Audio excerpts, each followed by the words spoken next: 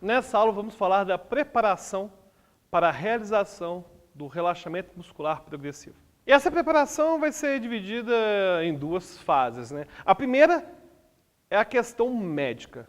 A gente tem que ter certeza que essa pessoa, que esse cliente, pode se submeter a um relaxamento muscular progressivo. E a segunda etapa vai ser mais ambiental mesmo, sobre a sala, sobre a luz, sobre a cadeira.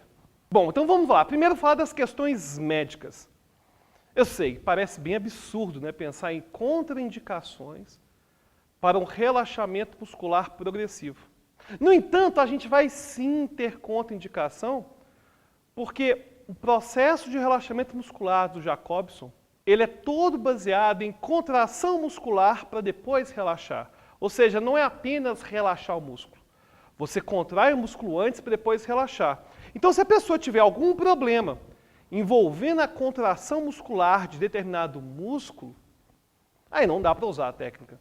Aí você vai poder até usar algum outro tipo de relaxamento. Talvez você tenha que usar alguma outra técnica de visualização. Como aquelas técnicas de, agora imagina que você está numa floresta. E aí você vai dando sugestões de ambiente que vão buscar relaxar o corpo por meio da história, por meio da dissociação, por meio de olhar para outra coisa. Mas se a pessoa tiver problema para realizar a contração muscular, não dá para fazer o treinamento do Jacobson. E a palavra é treinamento mesmo, porque a ideia é fazer várias vezes até ficar cada vez melhor. Então vai ter gente que por algum motivo qualquer não pode contrair determinado músculo. Então essa pessoa é contraindicada a passar por esse processo. Inclusive vai ter gente que não pode mexer com determinadas articulações, vai ter gente que pode mexer com a articulação, mas não pode contrair o músculo. Então é muito importante que o médico autorize essa pessoa a fazer o relaxamento muscular progressivo. Bom, já falamos dos problemas médicos. E as questões ambientais? Aí a gente vai ter que pensar nas questões que envolvem a sala em que vai acontecer o relaxamento muscular progressivo, a luz e a cadeira. O ponto central na escolha do ambiente em que vai ser realizado esse relaxamento muscular progressivo é diminuir qualquer estímulo externo que não tenha a ver com o relaxamento muscular progressivo. Porque, na verdade, esse relaxamento do Jacobson, que depois teve a alteração de Joseph Wolpe, ele é todo baseado na pessoa seguir instruções, contrair um músculo, relaxar o músculo. Se a pessoa não conseguir se concentrar direito, ela não vai conseguir realizar de forma correta o relaxamento. Então você tem que buscar um ambiente que vai eliminar ao máximo esses estímulos externos que podem chamar a atenção da pessoa.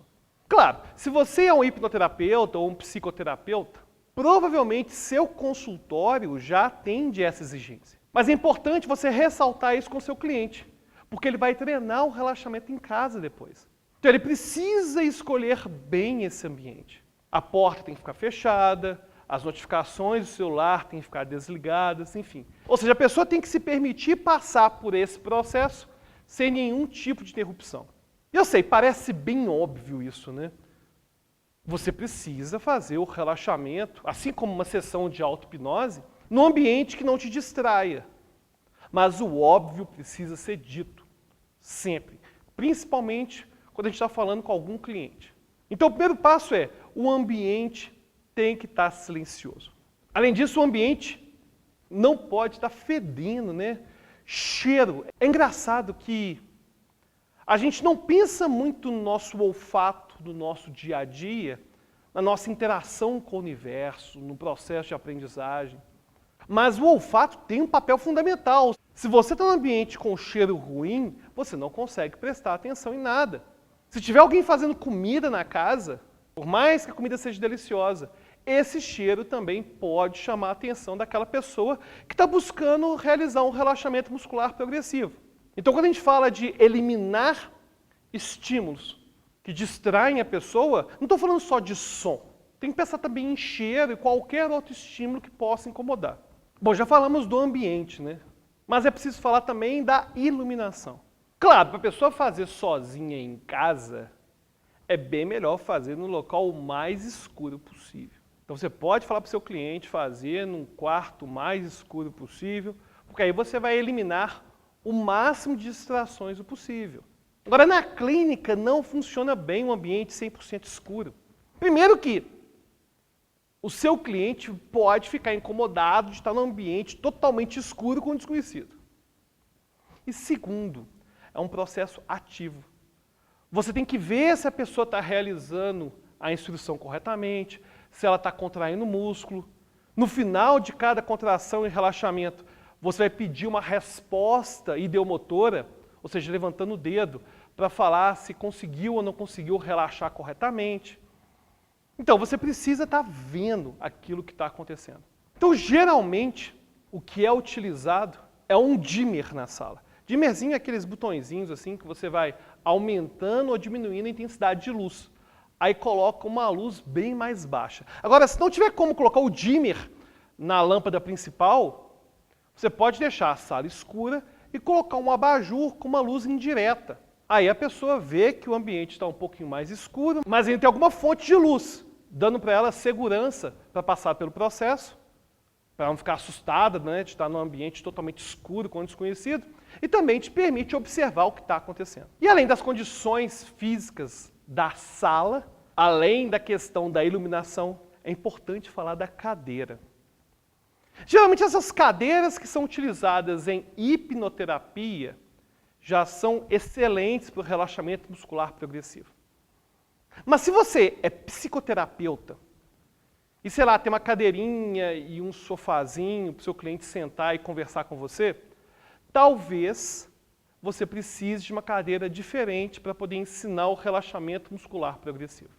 O problema é o seguinte, a pessoa para poder realizar o relaxamento muscular progressivo, ela precisa estar numa cadeira que não exija nenhuma contração muscular para sustentar o corpo da pessoa. Tem cadeiras, por exemplo, que são mais desconfortáveis. Provavelmente já teve aquela sensação de sentar num banco que não tem encosto. Acho que esse é o exemplo mais fácil de perceber isso. Você senta num banco, que é só o banco, não tem encosto nenhum para as costas. Você consegue sentar lá, você consegue descansar nesse banquinho, mas não consegue ficar 100% relaxado, porque os músculos das costas precisam ficar contraídos. Porque se os músculos das costas e alguns das pernas não estiverem contraídos, você cai do banquinho. Então é muito importante que a pessoa esteja numa cadeira que permita a ela simplesmente soltar o corpo. Porque se ela estiver numa cadeira que exija algum nível de contração muscular, por exemplo, nas costas, nas pernas, essa pessoa vai ter dificuldade para contrair o músculo e também vai ter dificuldade para fazer o relaxamento na sequência. Agora, se a pessoa vai fazer esse relaxamento muscular progressivo em casa, ela pode sim fazer deitada na cama, num colchão, com as palmas viradas para cima, com os braços esticados, paralelos ao corpo, mas sempre com aquela precaução de não dormir. Porque o objetivo do relaxamento não é dormir. O objetivo do relaxamento é ensinar o corpo a ficar com a musculatura mais relaxada ao longo do dia, em vigília. Então, o objetivo não é dormir.